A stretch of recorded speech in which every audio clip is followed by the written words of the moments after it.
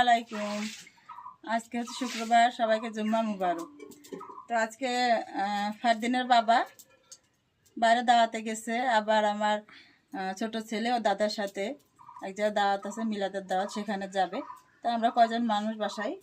তো আমি হচ্ছে আজ রান্না করছি এই যে ছোলার ডাল দিয়ে, আর ফ্রিজে অল্প একটু মাংস ছিল, খাসির মাংস, সেটা রান্না করব। আর মাছ রান্না করব, আর রান্না করব এই যে পুঁই শাক, আর হচ্ছে কুমড়োর ডগা আছে, আলু আছে, কুমড়া, মিষ্টি কুমড়া আছে, আর আছে কাঁঠালের বিচি, এটা দিয়ে, আর শুটকি চিংড়ি আছে, ওটা দিয়ে একটা সবজি রান্না করব।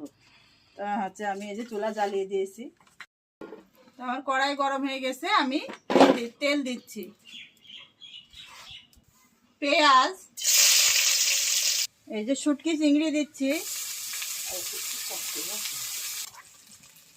রসুন বাটা,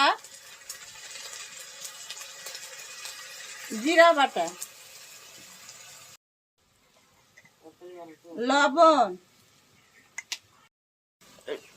হলুদের গুঁড়া, সামান্য ধনিয়া গুঁড়া, কাঁচামরিচ। তারপরে মশলাটা ভালো করে কষিয়ে নিব।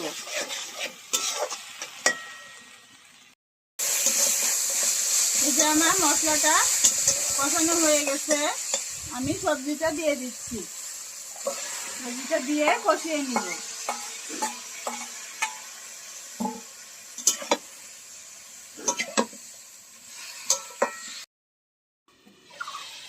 এই যে আমার পুঁই শাক দিয়ে আর কুমড়োর ডগা দিয়ে সবজি রান্না হয়ে গেছে, আমি নামাই নিচ্ছি।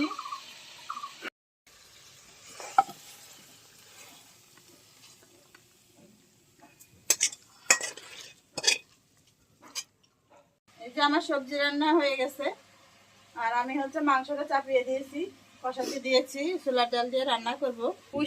পুঁই শাকটা রান্নার একটা সুগন্ধ আসছে, খুব সুন্দর সুগন্ধ আসছে পুঁই শাকের। এভাবে পুঁই শাক দিয়ে আর মিষ্টি কুমড়া ডোবা দিয়ে আর আলু দিয়ে আর মিষ্টি কুমড়া, তারপরে হচ্ছে কাঁঠালের বিচি দিয়ে রান্না করবেন, অনেক টেস্ট লাগে।